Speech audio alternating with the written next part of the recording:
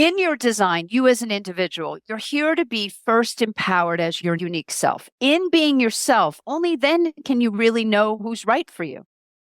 Until you know yourself, you can't discern the right people, right? If you're being an incorrect criminal, you're going to hang out with other incorrect criminals because that's what you'll attract, to be very extreme. Well, we're going to talk about human design, right? Yeah. Mm-hmm. And by the way, thank you for sending me your book. Oh, you're welcome. It's so good. I'm not quite done reading it yet, but I'm loving it, Miriam. It's so good. It's a good refresher, too. Thank you. Okay, so Beth is an expert in human design, which is what we're here to talk about today. All right. So could you please, for anyone who doesn't know what human design is, I kind of know, but not really also, by the way, like I know it exists, but I would love to hear again. Yeah. So tell us and the imaginary people listening to our private conversation. I will. So it's very interesting. In 1987, when Halley's Comet was going over South America, all of us alive, if you were alive in 1987, which you and I were, we were bombarded with about 3 times the normal neutrino stream.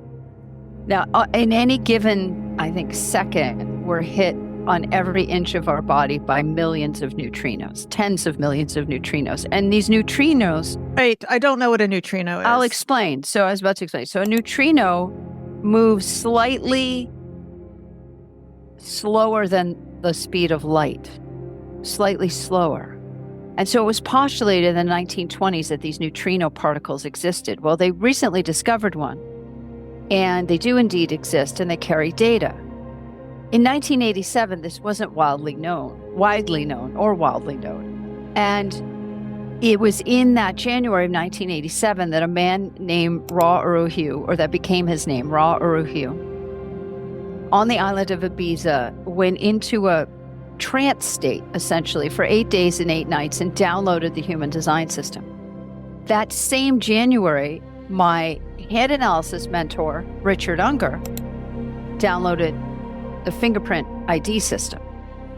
And so it was that huge amount of data coming on the planet that certain people were recipients of greater astrological knowledge, scientific discoveries.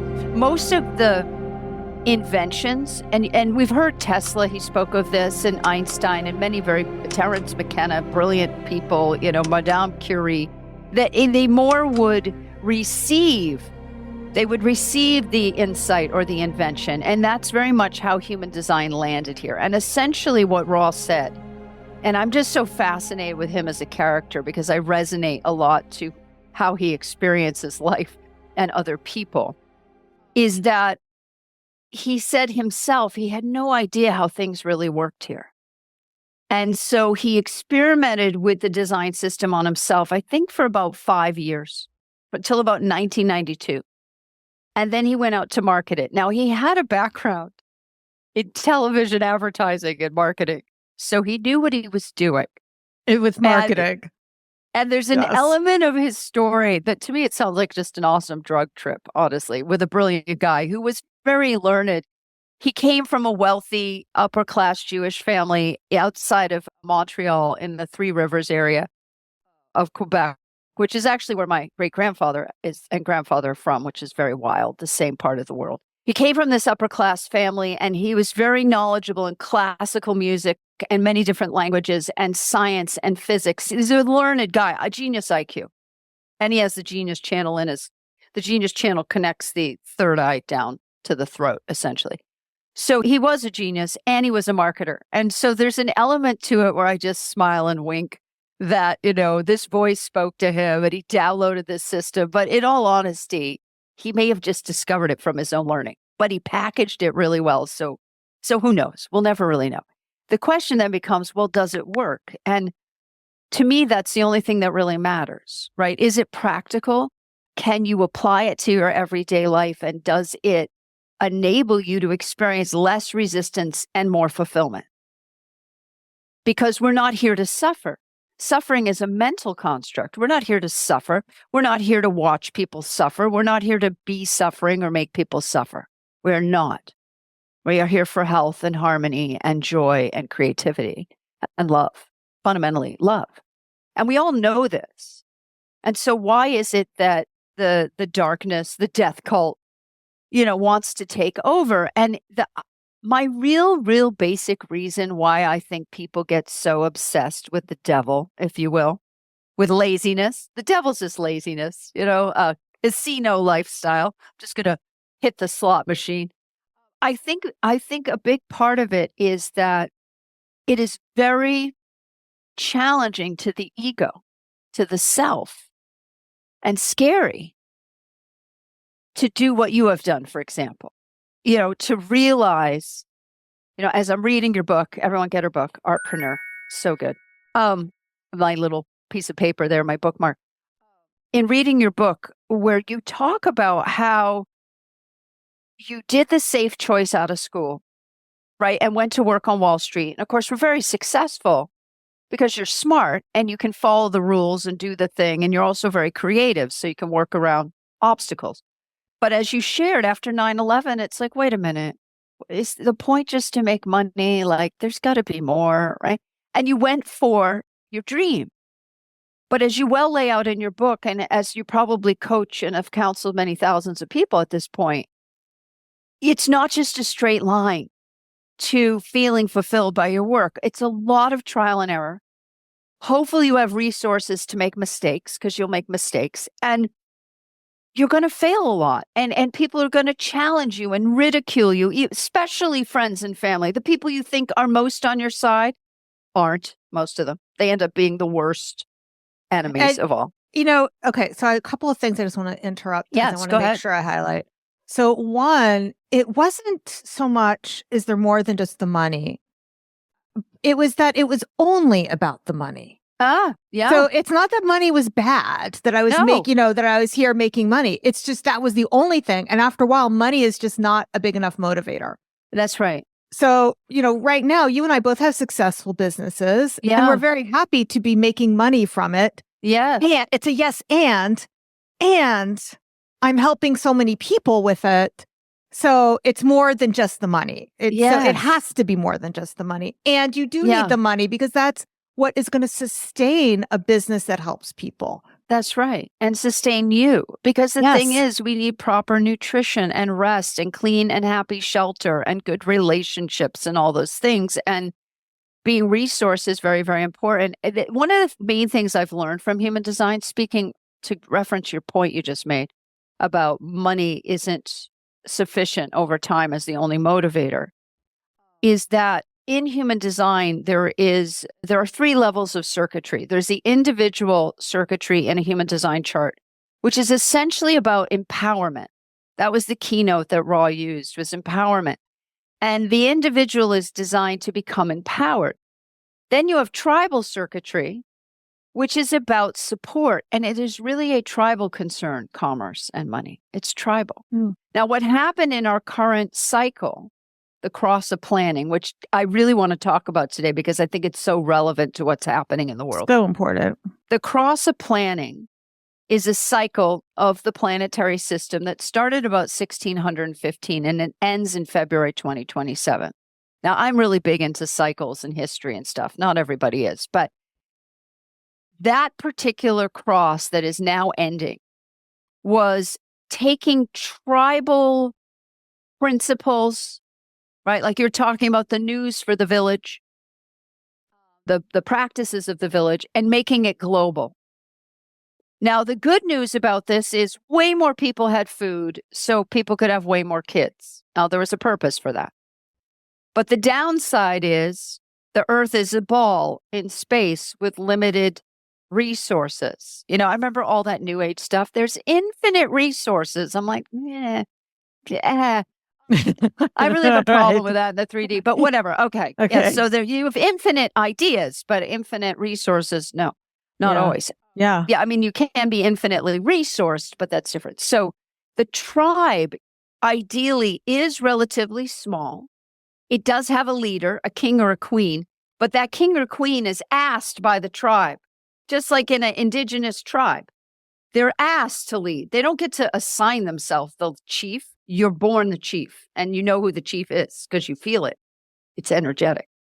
And our current president of the United States has the king channel. And I've read his chart. Like, he is so congruent to his chart. I'm curious. So what is his chart? This is so fascinating to me. So and are we doing the he who shall not be named? Yeah, we can call him, we'll just call him DT because he gives me the DTs. All right. So DT, hi DT. So DT, it has the money channel, which connects the throat gate to the heart, to the physical heart. So his heart is behind his voice. And that's what people feel, good, bad, or ugly. His voice is about his heart. And that channel is called the money channel. Now, the voice part is the king or the queen. And the money management part is the gate 21, which is the hunter or the huntress. Now, I have the huntress gate, but I don't have the voice gate. So I don't have the whole channel. I just have half of it. But he's got the whole channel.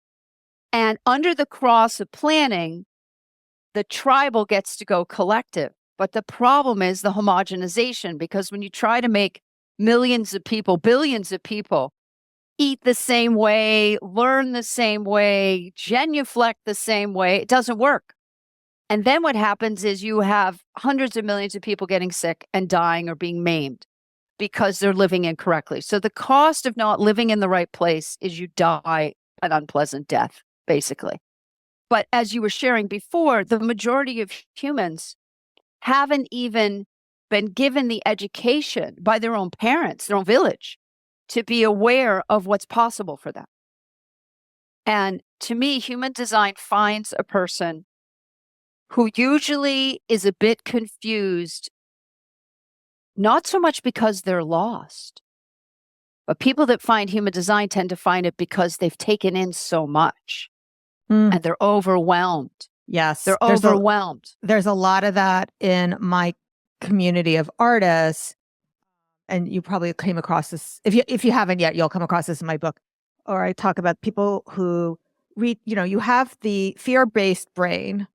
And when you're being asked to do something uncomfortable, that you're going to go into one or two modes. And that is either the deer in the headlights, I'm confused. Like you're going to indulge in confusion, or you're going to go into what I call procrastinating. But it doesn't really help you, because the more you research to try to figure out how you can not fail, you're going to come up with contradicting things. So that overwhelm is really what's going to shut you down. And but that's also what makes people prone to what you're talking about. Whereas if there's a simple solution, in air quotes, provided, you're going to grab onto that, something that it makes more sense than what the truth is. Right. Yes. Oh, I have chills. That's very profound. And the beautiful thing about human design, fundamentally, and then I'll come back to the circuitry. So tribal is about support and money. So my point is that unless you really have a lot of solitary stuff in your chart, like you and I do, like we could just go off and make money. Like we could just go do the thing. Not everyone's wired that way, and they shouldn't worry about it. Money is really a tribal concern. So people that aren't here to really work, they need a community. But we'll come back to that. So to what you were just saying about will you just say that last part again? Oh, that when you're overwhelmed or confused, either way, it makes you very vulnerable to theories. I'm not going to use the word conspiracy theories. We're just going to use the word theories. Yeah, theories. Okay, because I don't want to label it as positive or negative. It's all a conspiracy anyway. Okay, but you're more prone to a simple answer. That it's basically like how our ancestors thousands of years ago, or whenever it was, they understood that they were affected by the tides and the moon, which is true. So, well, there must be a god controlling that. A god, like there must be a moon god and there must be a sun god. So you're very prone to grab onto a theory that's going to explain your complicated reality. And because, like you said, we have so much information overload, and sometimes the truth just doesn't make sense. Right. So sometimes the lie makes much more sense than the truth. Yeah. Well, the lies are always made really simple. Right. Well, just going back to what we're talking about, with Greek mythology, yes. the idea, they understood, the truth was that, yes, we are affected by the shifts in the planets and everything.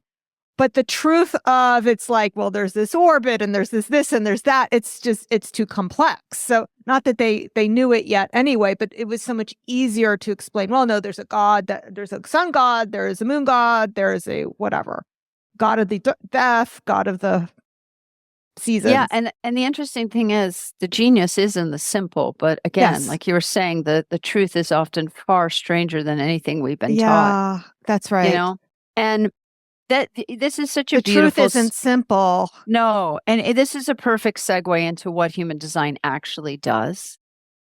Is it enables you to take your power back so that you make decisions from your body's intelligence, which is the only thing you can. What do you do when there's no internet? We're not owed the news. Nobody owes us the news. What if the news goes away or the power goes out? Well, I'm not nervous because I am so attuned to my system. I know how to survive in the forest with a knife and a plastic bag. And most people think they get food from the Uber Eats or something. So I'm serious. Like, people are like, Beth, that's scary. I'm like, if that scares you, you better go take a self-defense class and learn how to survive. Okay. Because I have those skills, I'm not afraid most of the time. But you don't even need those skills because life will guide you, Miriam, or whoever the listener is, to where they need to be. So some of us in this big change will be working down at the survival level. That we will. We'll be working with people at survival level. Others of us will never have to touch that because of the trajectory we're on. We're being guided somewhere else. And what happens is you learn to stay out of places you don't belong. Like there was a time in the cross of planning where you could go fight the bad guy. But now there's no bad guy. There's nothing directly you can fight. And we all feel it. It's just very, very clear that if I go from some mental place to do something, I'm endangering not just myself, but other people. That's the shift in our consciousness, is that the mind doesn't know.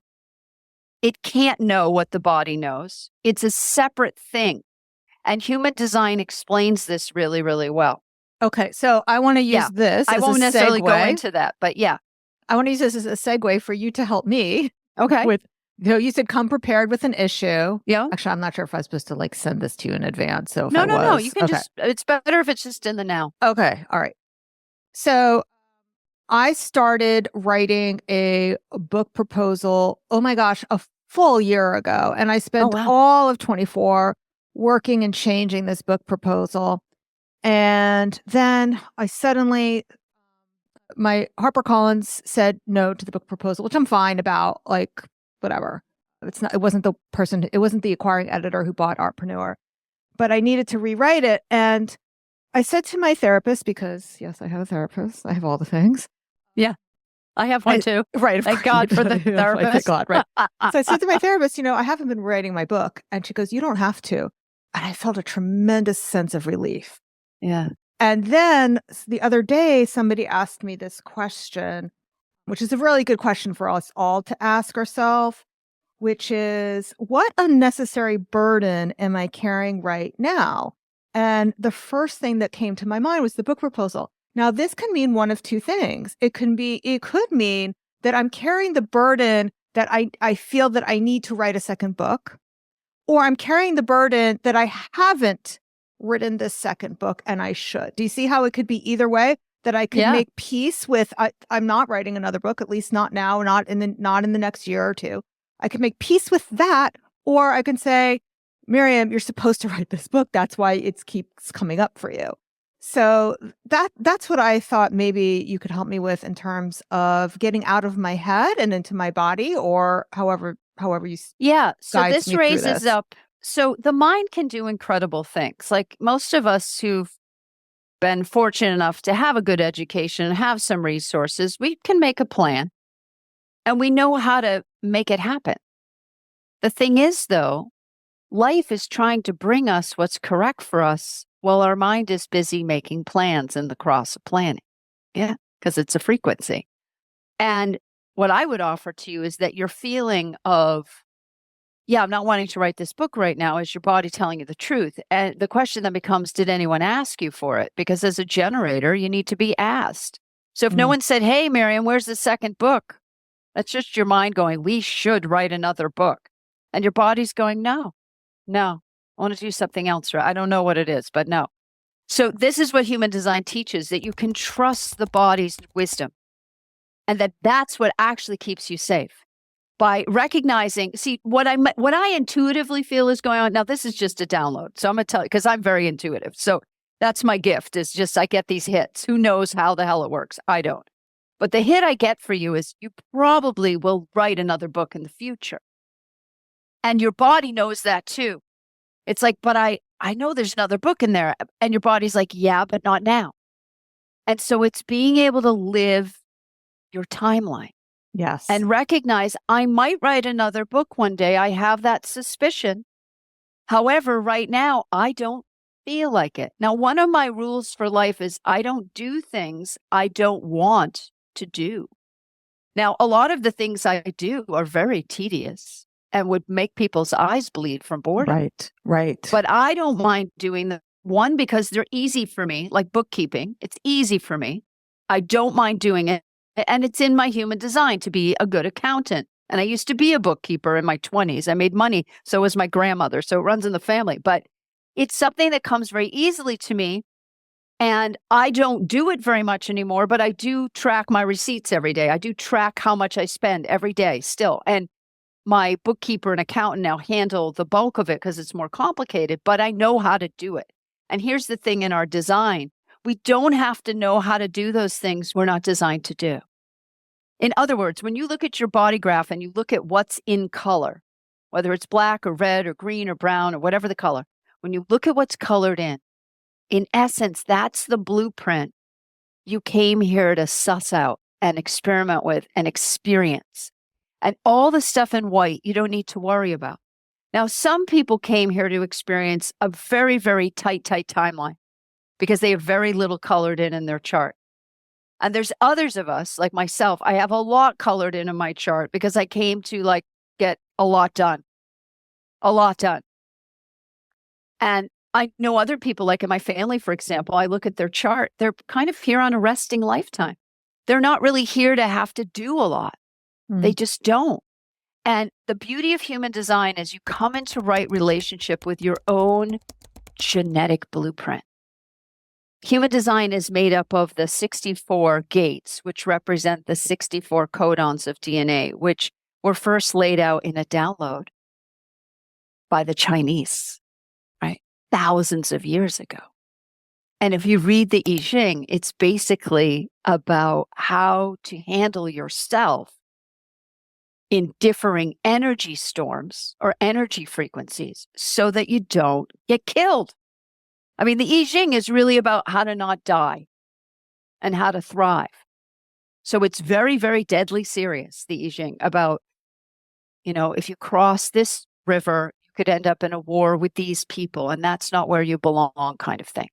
So human design integrated the I Ching through the 64 codons of DNA, or the 64 gates or 64 hexagrams of the I Ching, the 64.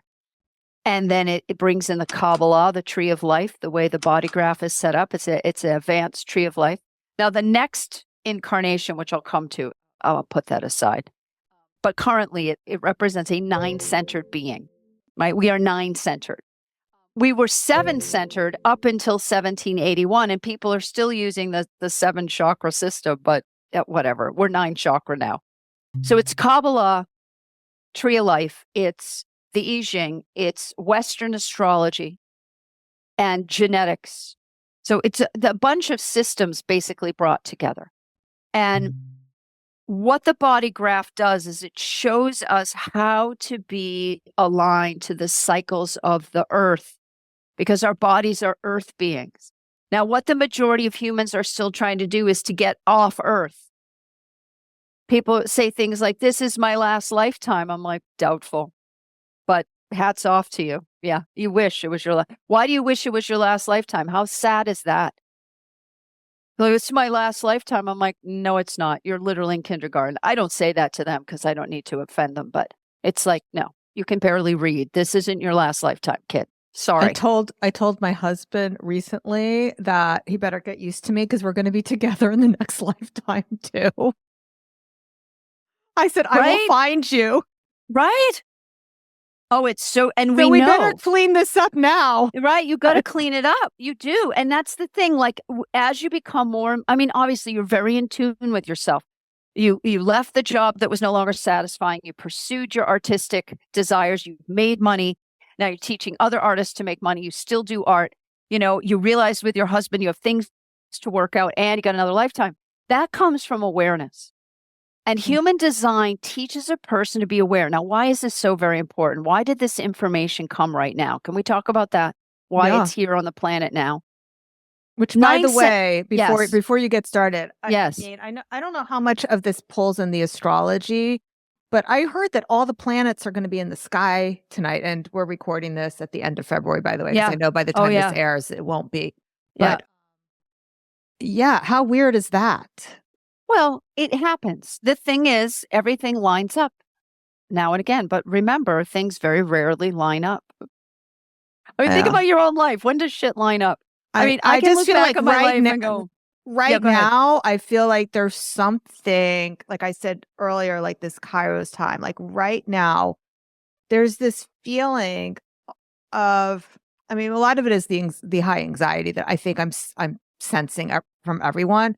But it almost feels like the pandemic or 9/11, but without an identifiable event attached to it. So anyway, continue with what you were saying. Yeah, well, what's happening is the veil is lifting. Okay. And the veil is lifting into a new cycle that does not really involve conquerors anymore. I mean, it's going to be like 100-year changeover. So we're not just going to go right into the age of Aquarius, rainbows and lollipops right away.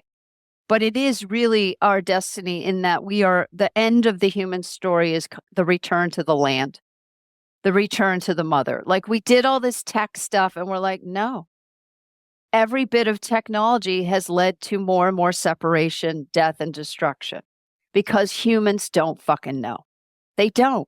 Their mind doesn't know. And I'm sorry if you don't swear on your podcast. The whole podcast is explicit since day one. I'm so potty mouth. So in a nutshell, here's how I describe it. So we had this frequencies from 1615 that goes through February 2027, where the download energy constantly pressuring all of life on the planet, everything on the planet is organize. So if you think about mammals, right, they've got herds and schools and packs and dens of groups. Well, that's falling apart in animals too. The animals are going rogue. Oh, yes, they are. The orcas smashing the boats in the Mediterranean. All the time, pigs now are fleeing from the farms. Like people are not going to have meat. Yeah. They won't be able to eat meat because the meat will not be domesticated. Yeah. So when the frequency changes, it affects everything. That's why I can't even believe this world I live in where they're like, there's only a man and only a woman and nothing else. And I'm like, yeah, but we know there's way other genders, like scientifically, we know, right? It's just like crazy town. So as I watch people just sort of slip into the abyss, what we're essentially witnessing right now is strike set. When a cycle ends, the frequency comes in and knocks it down. And our job is to hang on to what we're creating for as long as we can, right? As Ross said, we're going to fade out, fade away. All of life does. And in 2027, we move into the cross of the sleeping phoenix. It's sleeping. It's not the cross of the awake phoenix. It's sleeping. What does this mean? Mother Nature's going in for a 411-year dirt nap because the mother needs to detox. The planet has consciousness, right? And so in the cross of planning, we just raped and extracted from the planet like it was endless. Well, Mother Nature apparently hit her limit. She hit her limit. So we're due for like more flooding and fire. It's flood and fire. It's very biblical. And I was just listening to an astrology show right before this interview with you. And, oh God, I'm blanking on the people's names. Sorry to the people in the interview, but if they hear this, they'll know I was talking about them.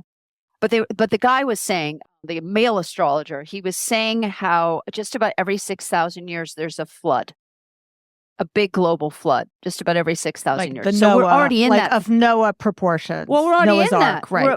It's already happening, right? It is We've already had happening, these these floods, all these monster floods. Now, people are like, oh, it's the government, it's this and that. It's like, even if the government is trying to manipulate the weather or take advantage of conditions, like, they have no idea what they're doing. Like, they're just going to cause more damage, right? Just more, because Mother Nature always wins, because she's a system and she's a huge system. So at any rate, the cross of the sleeping phoenix means that the knowledge goes to sleep. Phoenix, the fire dies. The light goes out. The light goes out. And thus, the light will be the light workers. And being a light worker isn't about never dealing with the negative, right? Our weird new age, don't be negative. Don't share any negative emotions, like all that, just bypassing. Well, that's not light work. Light work is work. It's called light work, not light play. And so those of us here who've been like, why am I here?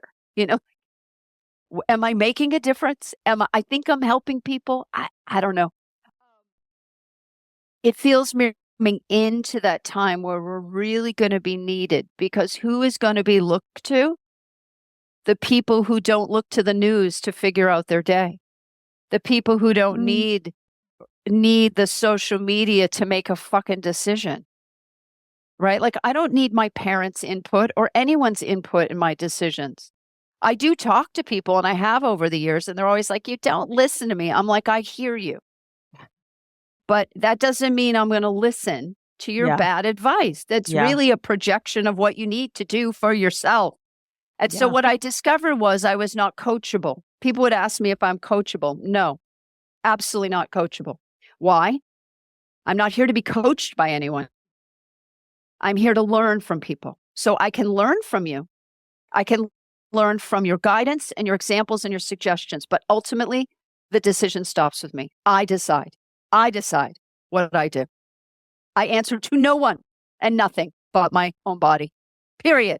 And so the cross of the sleeping phoenix says, you better be able to GPS internally. You better be able to listen to that inner voice. You better know what's right for you and what isn't, and who's on your team and who isn't, because safety comes from being in the right place now. You've got to be in the right place, right? And resourced in that place to bring in the right people and opportunities. So the individuals that haven't been doing what you knew and I needed to do, like we figured out in our 20s, like, this fucking sucks. I am not going to be a cog to this stupid machine. Like, this is how I die. And I was already getting physical illness in my 20s trying to work corporate. So I knew corporate would kill me. It took till I turned 30, by the way. You figured it out before I did. Yeah. I was 27. So, 3 years on you. But, we both at that same time were, and I think it is because we're creative, Miriam. I think it is because we've always been weird to the others. We weren't like maybe the most popular kid in school, but people were intrigued by us. Yeah. Right? They kind of admired us even while they bullied us, because we just wouldn't conform. It's like, bully me some more. You're not going to convince me that I'm a piece of shit because you're having a bad day, bully. Like, that doesn't affect me. It was tiresome. But we said no to the bullies early. And I am absolutely stunned at how many people I meet who did not break out of the conditioning. And they're still in it. I mean, I'm shocked. I just had this memory came up for me that I remember being in, I think, what grade was I in? I was in the 6th grade. I was a new kid in school, and, as weird as I am now. And I was wearing pants that were too short. Some kid was like, oh, are you ready for the flood? And I just looked at him and I go, really? And I only remember the story because the teacher overheard this conversation and thought to share it with my mom during the teacher-parent conference. To me, it was just this is what I do. It was just really? That's the best you've got? Right, yeah. Right. Try again. Right. Right. But the teacher was impressed because how I shut this kid down. Yeah.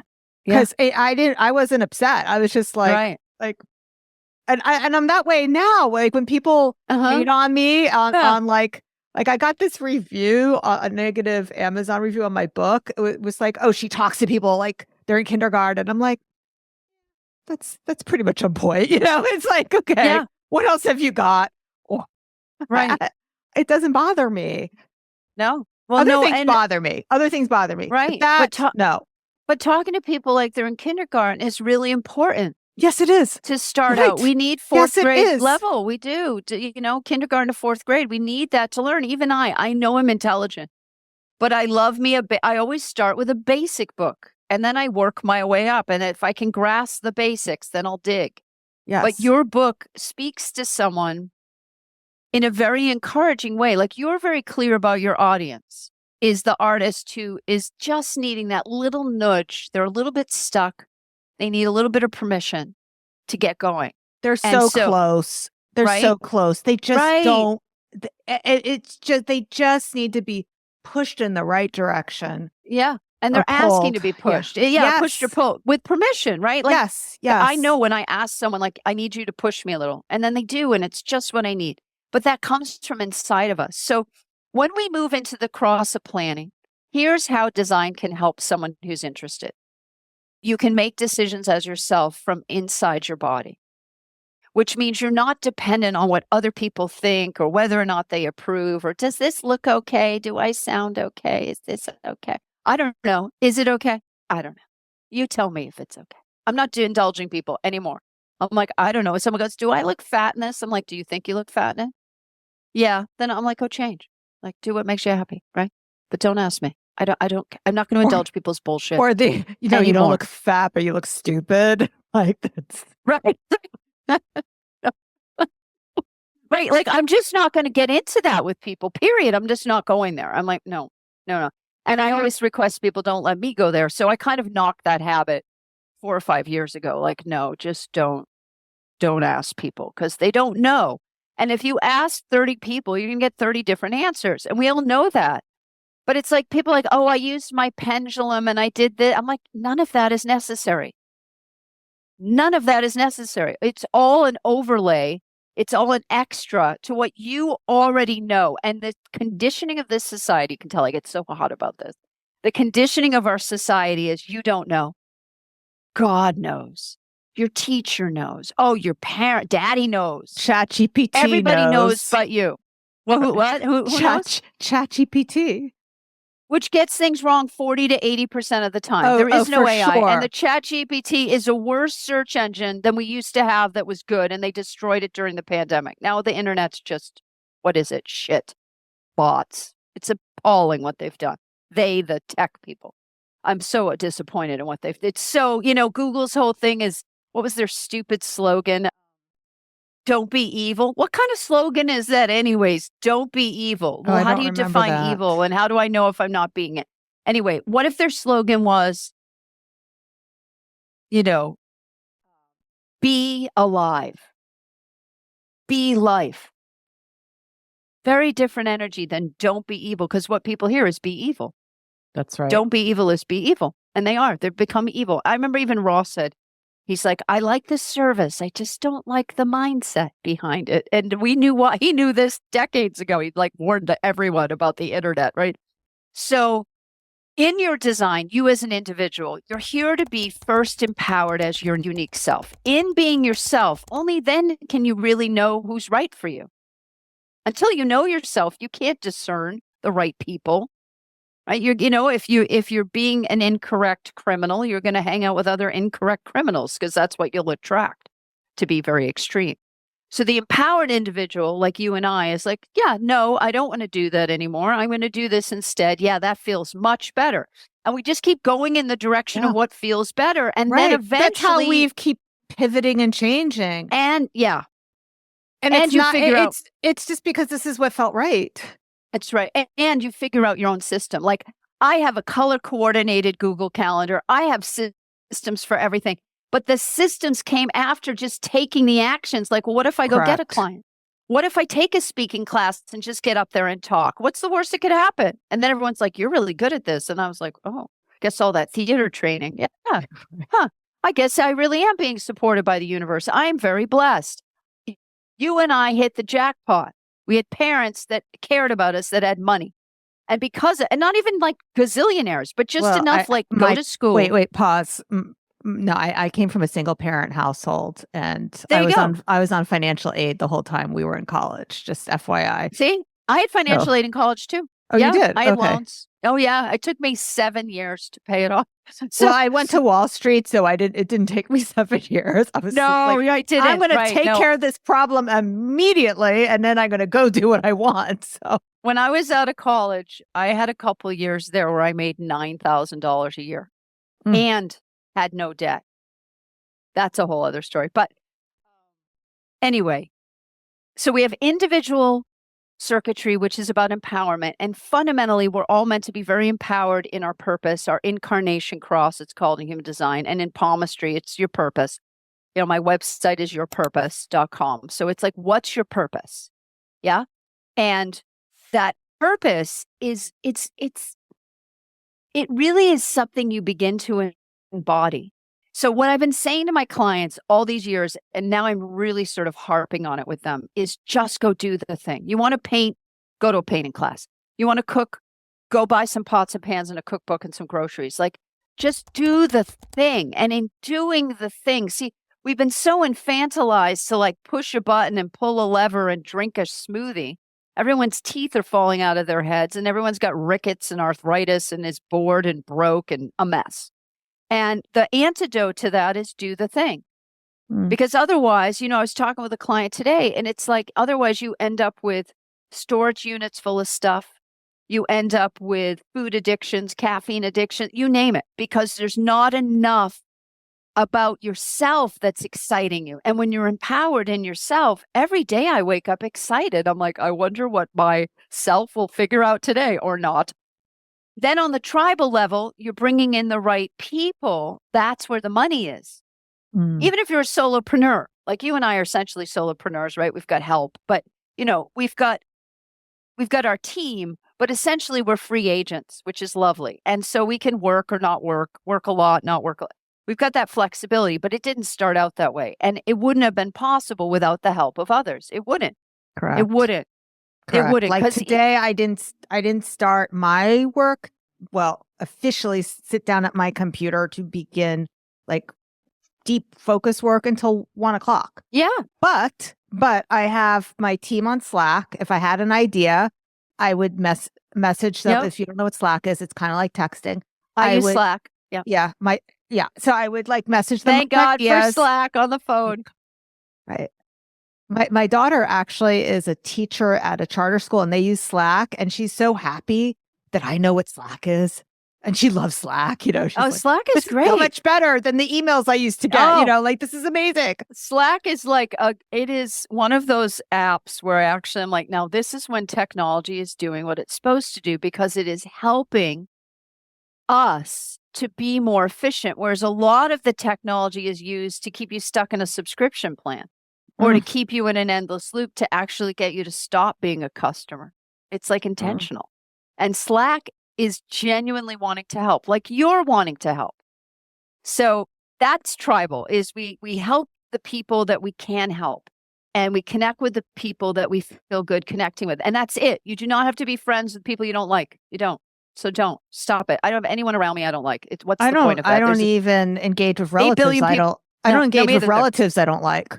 I wanted to circle back before we wrap up to myself. I'm actually not kidding. Okay. So one of the things that you said that really resonated with me was about how it needs to be something that I feel like doing. And one of the things I had shared with one of my friends recently was that with my first book, I felt that I was very pregnant with the book. And it was just a question of doing the labor to deliver it. Where with this book proposal, I felt all year like I was trying to get pregnant. And that's what made it so difficult for me to like work on the proposal because I was not pregnant with what this book should be. And the clarity that you've been giving me today is that I need to wait till that moment where I do have, like, I don't have to force it to happen, that I need to wait till that moment till I'm pregnant again. Yeah, well, it's, the druid Am I misinterpreting what you're saying? No. The druid saying of do without doing and the doing gets done, especially for generators. If we don't have the energy for something, we don't have the energy for something. And trying to mentally push will make us angry, frustrated, physically ill, depressed, addicted. It's not necessary. Okay. And it may not even be a book because that's your mind. There may be some other gazillion-dollar amazing project waiting for you. And while your mind's distracted over here, you miss it. Right. Whereas if you're in, because receptivity, gate 2, receptivity is the most yin hexagram. It's 6 broken lines. The broken line is yin, the solid line is yang. Receptivity is the very foundation of manifestation. So when we learn to wait, and as Ross said, everyone's in a hurry to learn how to wait. The more we learn to wait, the more I'm amazed that my life still takes me where I need to go. And it all gets done, but without the attendant stress or pressure, because I am no longer adding mental plans over what life wants me to do. I'm not trying to make a plan in the cross of planning, because that's why. Why? I don't need to make a plan.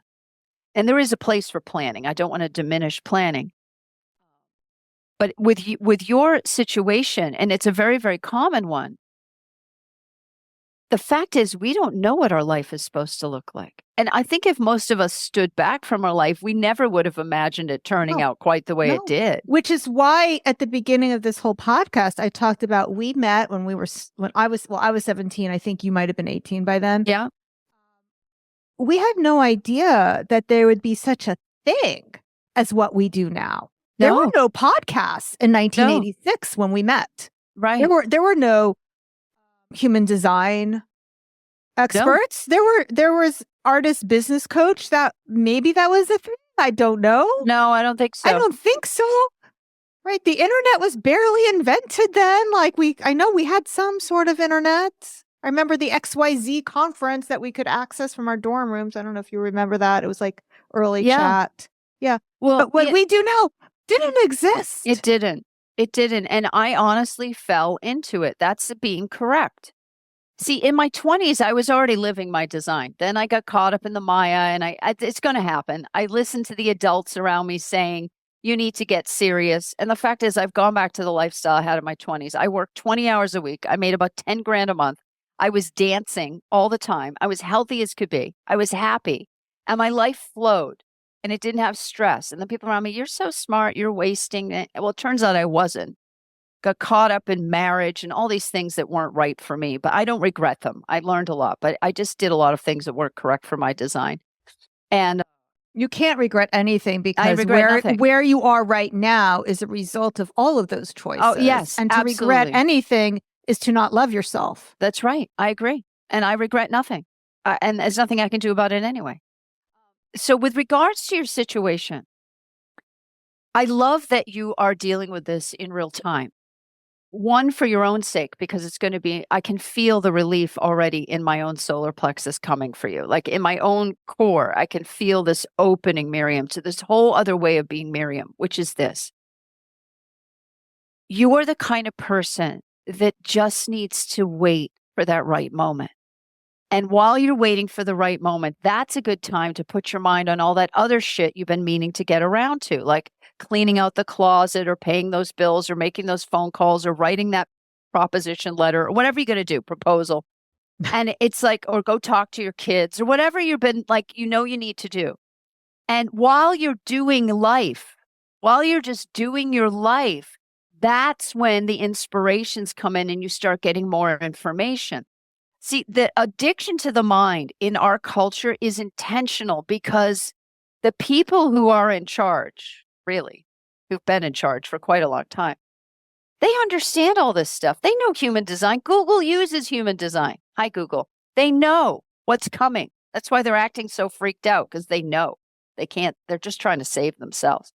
Okay, so you have this knowing about a book. And you also have a knowing that now isn't the right time.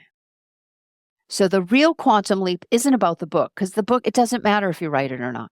It'll be this or that. It doesn't matter. It'll be that or something else. Right. It'll be this or something else. It doesn't matter. Something will come out of you. But the next thing that comes out of you is going to be so beyond your imagining if you get your fucking mind out of it and you just open to receiving it while you're doing the other shit you need to do. You see, none of us are running out of things to do. Like I always say to people, like, well, go mow your lawn, clean out your garage. Like there's shit to do. Do shit. And while your body is doing things and making order out of chaos, your body will literally lead you to the next thing. And I feel for you, something is wanting to emerge and it's not anything your mind can control. And so you have to get out of your mind and really be in your body. So I would encourage you actually, because you are very diligent and you are very driven and organized and ambitious, which is all good, is to maybe investigate more pleasure. I feel like you really could do with spending half your day laughing, like go to a laughing meditation group and just laugh with people. More orgasms, more of your favorite foods, like more pleasure for Miriam, because you've got the 3D figured out. You know how to get the shit done. You know how to write the book. But what's missing when I listen to you is, but where's the pleasure in it? Where's the juice in it? Where's the, I love what I'm doing. It's so yummy. And if it's not that, it's like, no. Why? Because if you're not writing and creating from that place of, then it's not going to be fun for the reader either. So think of all the things my mind used to do that too. It'd be like, you need to do. And I think, what the hell is that?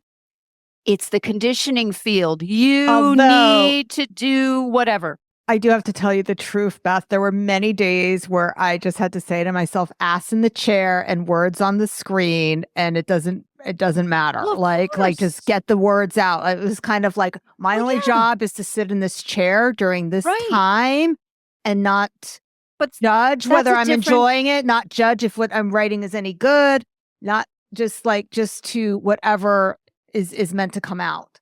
But see, you had the energy to do that. You had the energy to goad yourself and to do the discipline thing.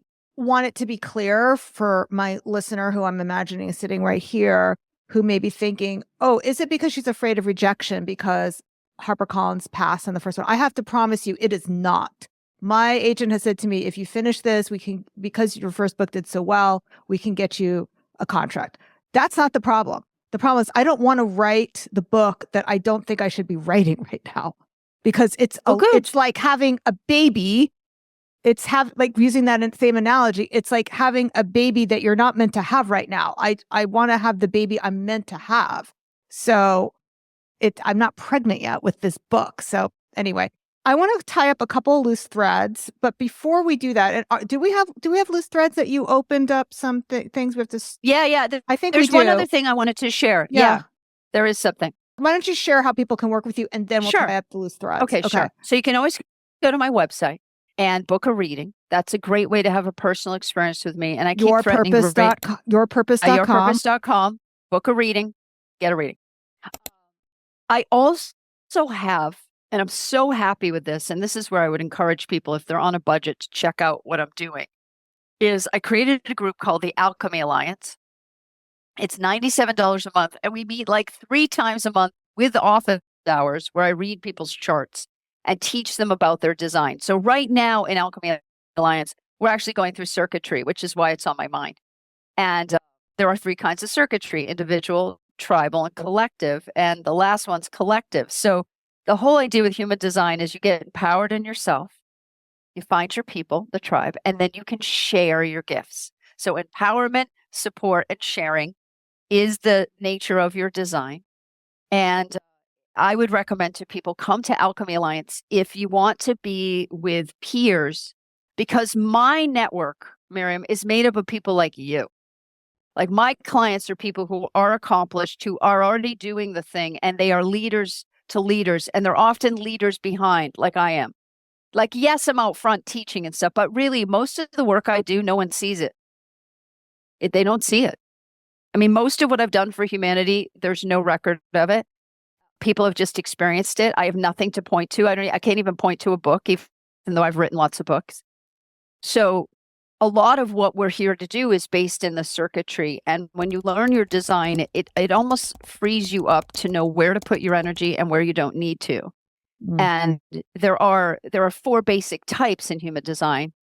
And the typing really simplifies it. But when I really dig into someone's chart, 2 people can have very similar charts, but when you actually break them down, they're just such different people and they operate in such different ways due to the mechanics. So I would recommend to people, if you're on a budget, come to Alchemy Alliance and meet the community if you want to be with people who are on the ball about what's happening. Like, they understand the cycle change. They understand what's happening politically. It's temporary. They understand what is the saying? History doesn't repeat, but sometimes it rhymes. It's that. Like, we're watching this fascist, the last of patriarchy. Really, it's like this last gasp. And I think that's why no one's really like, what do we do? It's like, you can't do anything for the other anymore.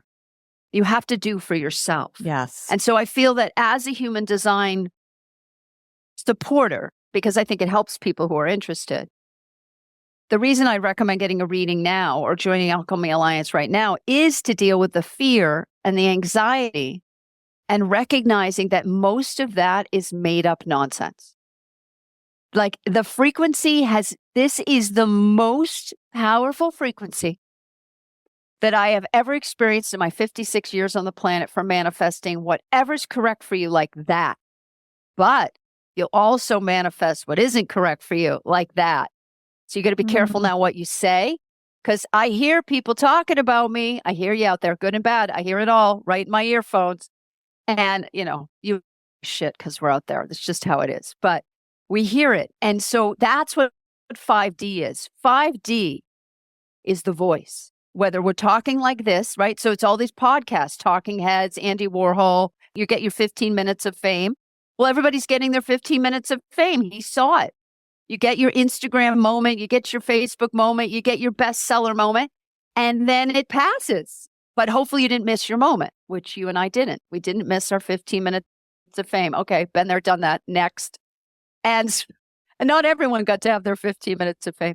So at any rate, now we're moving into a time of the individual. And I don't think people really understand what sovereignty means. It really means that there's no one you can check in with to find out if you're making the right decision. You're going to have to trust yourself, and better start now before there's literally no one to turn to except your own tribe. So can I leave today with a couple tips for how to do business in this wonderful new energy? Yes. It's and much I just easier. Want to make sure we have like a bow around this whole thing. Yes, we of course. We started off talking about chaos and how we're not in Chronos time. We're not in chronological time. We're in Kairos time, Kairos, which is a Greek word, which means opportune time. That's the time we're in right now. Yeah. I don't know a lot about what the planets in the sky mean, but I just know what I'm feeling from people. So let's now wrap up all the threads and leave them with some value tips. Yes. So lovely. All right. In the future that's coming, what's going to really matter are your one-to-one connections like this. Who do you love one-to-oneing with? Who do you love communing with? Because up until recently, people would get together to procreate, or basically even to like extract from each other. Ideally was you scratch my back, trade. I'll scratch yours, trade. But it became distorted. Yeah. And so now it's very much about your communing with your correct people. You're going to need to do more brick and mortar, and you're going to have to be more stealth and cloaked about it. It's imagine that we're more living in the times of Lord of the Rings than an interweb. It's going to be much more about who you know and who has what you need. And we can't figure this out too much in our heads, right? You've got to live from this moment from truth. So who's in your life is everything. and only communing with people I say trust within an inch of your life, because you should never trust anyone completely. I don't trust anyone completely, especially if they're hungry and I have food and they don't. You know what I mean? Like I don't.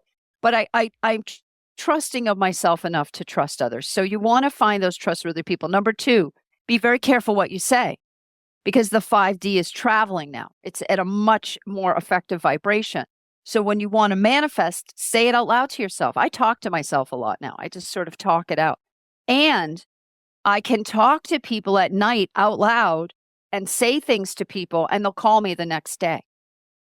We had that experience, by the way. And it happens to me consistently. Wait, could we just like, you're up to number 2. So I just want to make sure you don't lose your place. But thank you. Yeah. One of the reasons we are even here right now is because I had a dream where, like, it was a very lucid dream where Beth said to me, Miriam, it's time for you to start speaking. And the next day I texted her. I said, hey, guess what? You said this to me in a dream last night. And you're like, sure, I'll tell you how to speak. Let's get together. Like, yeah. Oh, and it's such a good thing for you. Do you have a TED Talk? You really need a TED Talk. I don't. You know, there's a trip. I have chills. There's a trip coming up to Italy. They might have a few spots left, but they're filming it in a giant amphitheater. Mm-hmm. And yeah, so just remind me after. I'll give you the contact name. But yeah, so number 1, are you communing with the right people? Number 2, be very careful about what you say, and try not to say negative things about people unless you want it to boomerang on you, because it will. It'll boomerang hard. Like, I walked into a few situations where people had been gossiping about me, and it's a long story. It didn't matter why, but they had a story going because it was serving their interests. And I walked right into it and saw it. And I was like, oh, I don't belong here. And I just left. I just walked back. I was like, bye, you know? So the 5D is about sound, because that's the 5th dimension. The 5th dimension is sound. It's your voice box. So what's happening in 5D is that we all become magicians for real. And human design shows me, because I go way deep into the variable and different aspects of your design. Your design shows me your magic powers. It shows me your storyline. It shows me who belongs in your life and who doesn't. It's all in there. But number 1, commune with the right people. Number 2, be very careful what you say because of the 5D. And number 3, and this is so key, only move in the direction of your full fulfillment. Do not do things anymore for the money. Like, you might have to, I don't know, sell something or get an extra job, but see that as a temporary measure towards your goal. Don't get caught up in the means to the goal. Notice the means. So those are really my 3 things. Who's in your life? What are you saying? And what do you really want? And that, when those are the focus, right people, right words, correct creation, sky's the limit. But you got to get the head out of the way, because you don't actually need to do anything, because if you have enough receptivity and space, it will come to you. It will come to you. Beth, you've been so inspiring today. Thank you so much for joining us on the Inspiration Place podcast and sharing all of your wisdom. All right, my friend, I'm glad you joined us today for this conversation as well. I've linked everything Beth talked about in the show notes, and I will see you next week, same time, same place. Until then, stay inspired.